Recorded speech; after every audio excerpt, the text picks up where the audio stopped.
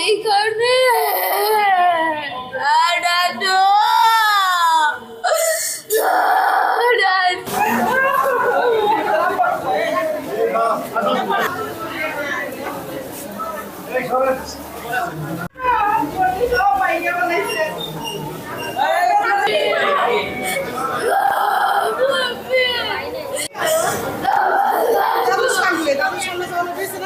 আইসে বলে যে আমার জামা কাপড় নিব শীতের ছেড়ে দেওয়া হয়েছে। জামা কাপড় দেওয়ার পর আরেকদিন এরকম এসে তার জামা কাপড় নেওয়ার কথা এসে বলে নিয়ে গেছে।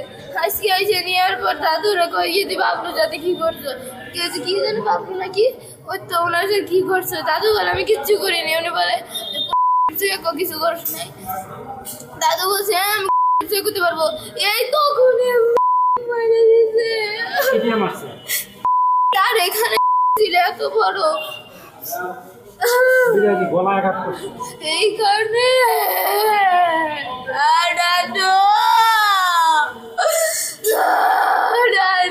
ঝগড়া করে চলে গেছিল বাসা থেকে। হঠাৎ করে আজকে আইসে নাকি বলছে যে দরজা খুলো আমি জামা কাপড় নিয়ে ঢাকা চলে যাবো। পরে দরজা খুলছে পরে নাকি আপনার এই যে একটু আমি শুনছি আর কি এতটুকু।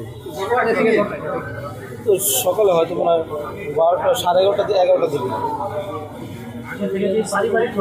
হ্যাঁ উনি ঝগড়া করে চলে আসে।